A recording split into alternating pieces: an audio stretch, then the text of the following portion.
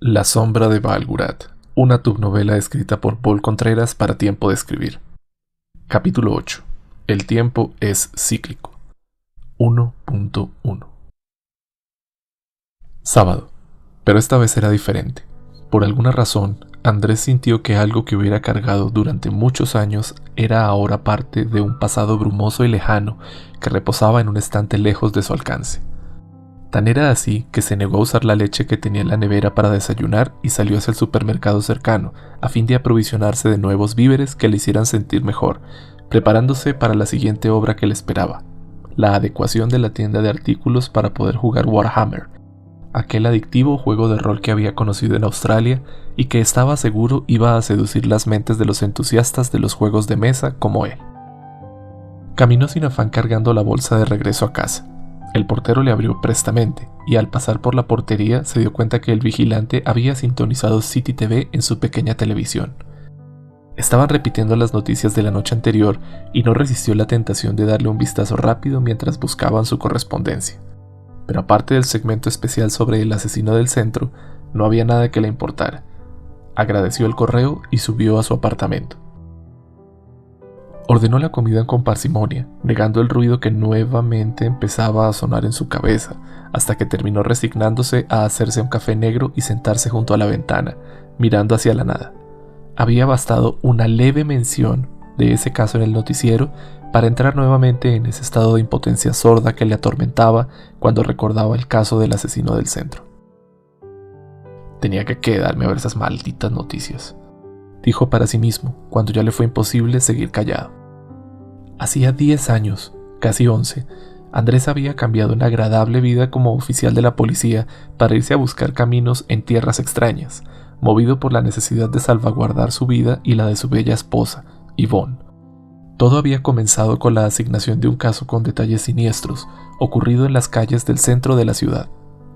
Un hombre muerto a puñaladas bajo la luz mortecina del alumbrado público, y el asesino se había tomado el tiempo de usar su sangre para dibujar símbolos extraños en el muro adyacente al espacio donde ahora su víctima yacía muerta. En esa época, la policía tomaba las investigaciones y dirigía los recursos destinados a los procesos. Ahora eran abogados tallados en universidades que, quizás con la ley antes que el entrenamiento de un oficial, trabajaban en esos casos con otro enfoque. Se quedó mirando a la calle, que desde el 5º piso donde estaba su apartamento resplandecía enmarcada por la sombra que daban los árboles del parque cercano, bajo un sol radiante. El caso parecía una de esas monstruosidades que despiertan la curiosidad de la crónica roja, pero pronto a la primera víctima siguió otra, y otra, y otra, con los mismos símbolos firmando la autoría de la labor macabra de apuñalar a la víctima en puntos vitales, y verla morir para luego dibujar en el muro con una precisión y un arte que cualquier artista podría envidiar. Las cámaras de la televisión notaron pronto el patrón de crímenes y se interesaron en el caso, mostrando el rostro del joven oficial a todo el país como la persona que pronto detendría a aquel psicópata que hacía que las señoras se santiguaran y los señores de edad aceleraran el paso cuando el sol se ocultaba sobre los grises edificios de Bogotá. Pero el asesino parecía evaporarse en la oscuridad con una facilidad impresionante. Operaba en zonas donde las cámaras no existían y las que estaban siempre fallaban. Nunca salía del radio de acción del centro, de ahí que le hubieran asignado ese nombre los de la prensa. Pero lo que al principio eran crímenes aislados pronto ocurrían casi en las narices de la autoridad, como el caso de la mujer que murió en el muro trasero de la estación. Y luego estaban relativamente lejos, como el hombre que apareció asesinado en el baño de uno de los centros comerciales de la zona, el día que una sobrecarga eléctrica arruinó las cámaras de seguridad del sitio. Y el habitante de calle cuyo cuerpo amaneció sumergido en una de las fuentes del centro, en el punto ciego de 2 cámaras que vigilaban 2 locales de ropa usada. Andrés no había perdido la paciencia, pero lo cierto es que la dificultad del caso le hacía mascullar su frustración de forma constante, al punto de volverse un tema de conversación con Camilo y Ángela. Por aquellos días ella estaba aún en la especialización de oncología y él se había hecho echar de la universidad por lidiar su descontento con el profesor de sociología a puñetazos, algo que le había valido 6 meses de cárcel. Pero al salir había interpuesto una acción de tutela que, junto al apoyo de un político de izquierda enemigo del rector, le había restituido en la universidad y además le había garantizado una especie de beca para evitar que se le señalara de represores. Entre los tres hablaban de eso en los habituales cervezas de los viernes, en un lugar donde él esperaba a que Yvonne terminara su trabajo en unas dependencias de Naciones Unidas y se uniera a la charla, cambiando de tema cuando ella llegaba. «No entiendo cómo puede esto estar pasando», confesó Andrés un día en que sus superiores le dijeron poco o menos que era un incompetente. «Ni aún con 15 patrullas en el centro es posible cazar a ese maldito». «Fresco, mano», le había respondido Camilo. «Todos los asesinos seriales famosos han caído por infracciones de tránsito». Ángela era mucho más pragmática. «Pero es que yo no puedo creer que no tengan ni una huella digital sacada de la ropa de las víctimas», dijo con su tono acerado. «Por ejemplo, en las hebillas de los cinturones o en los botones o algo». «Ay, no es tan fácil», decía él cuando los señalamientos se volvían acusaciones. Pero lo cierto es que ni por infracciones de tránsito ni por la vigilancia se llegó a gran cosa. Los reportes forenses arrojaron las primeras pistas sobre los sucesos. Cuando Ángela miró los reportes de medicina legal, sugirió la posibilidad de que el asesino usara armas que probablemente venían de algún tipo de instrumentación quirúrgica, manejados con una fuerza tremenda y siempre con varios ataques iniciales que al parecer respondían a la necesidad de liquidar rápidamente a sus víctimas para luego repetir sus rituales lúgubres. Luego venía el dibujo de los símbolos en las paredes, siempre con la sangre, sin usar otra cosa y sin dejar el arma asesina abandonada. Camilo se había pasado a vivir en una casa de estudiantes en el centro y en las noches se había convertido en una suerte de guardián de la calle. Espiaba, grababa y mantenía una suerte de vigilancia en el sector donde habitaba, sin arriesgarse demasiado y exasperando a su casera, que le ordenaba con frecuencia regresar para que no se expusiera. En las palabras de Camilo, posiblemente era alguien que trabajara en la cercana calle de los electrónicos y supiera o estuviera a cargo del mantenimiento de los equipos de seguridad y pudiera con esa información planear sus fechorías con impunidad. Sin mayores avances, Andrés había terminado por incorporar aquellas deducciones en el expediente central, acertando según las revisiones posteriores de la lenta burocracia que avanzaba a paso de tortuga tras su investigación, pero nunca estando ni cerca de alcanzarle. Y aquel había sido su error central. Algún oficial del cuerpo de investigaciones había filtrado generosos apartes de contenido confidencial, incluyendo los nombres de los oficiales a cargo. En menos de una semana, su nombre estaba en todos los tabloides, siempre buscando sus declaraciones, y a la semana siguiente habían comenzado las amenazas.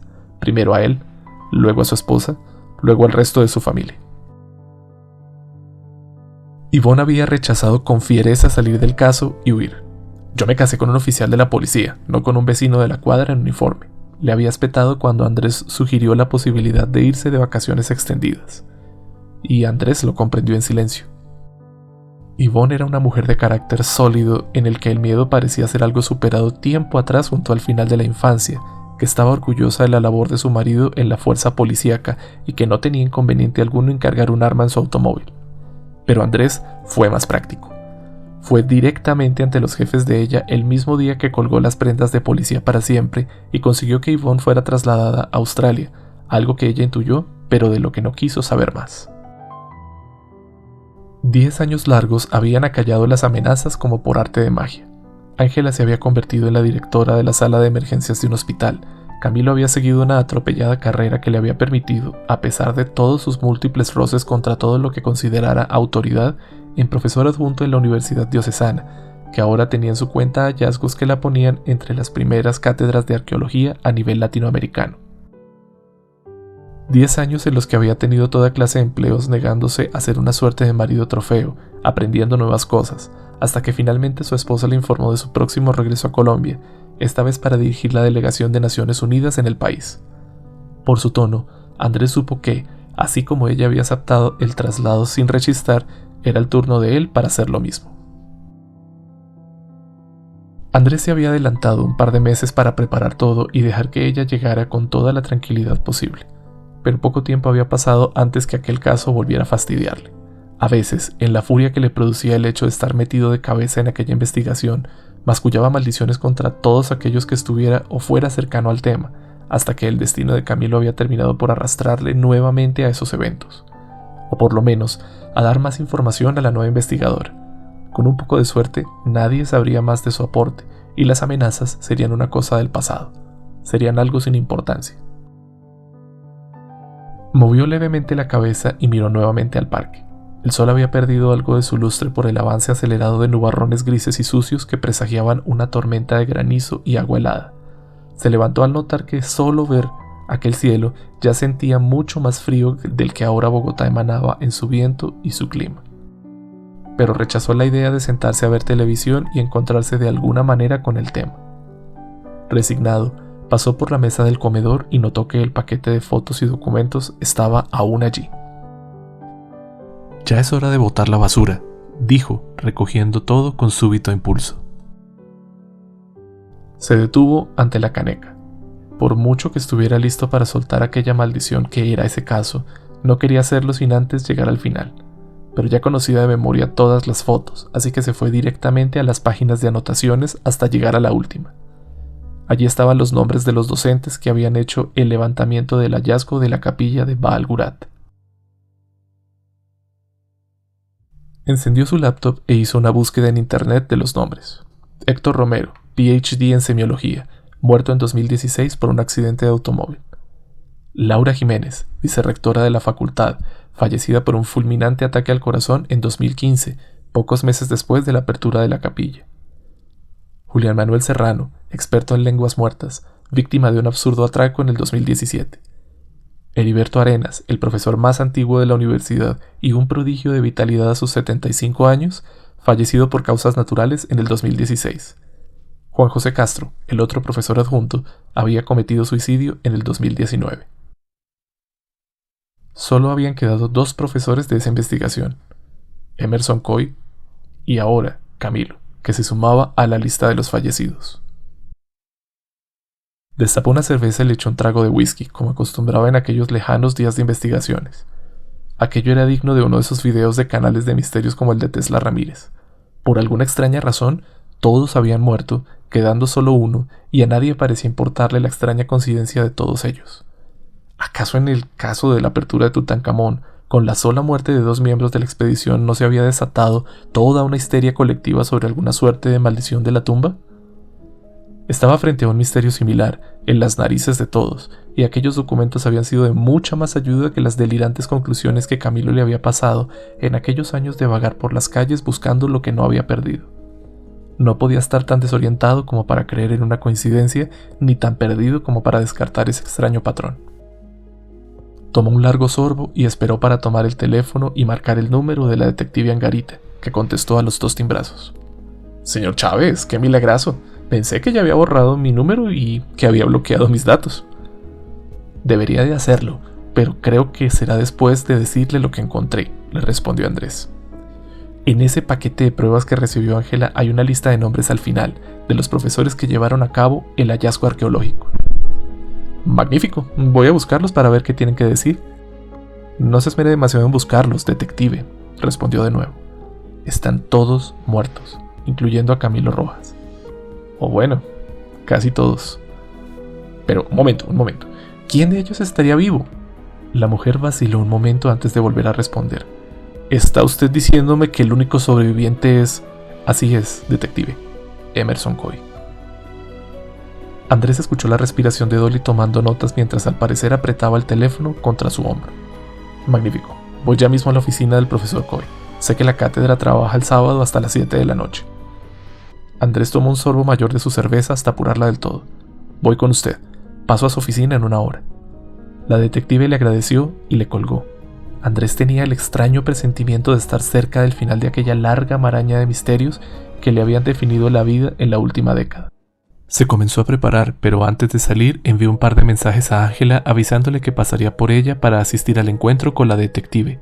No miró si ella le contestó cuando salió a paso vivo de su apartamento rumbo al parqueadero para cerrar aquel episodio de una buena vez por todas.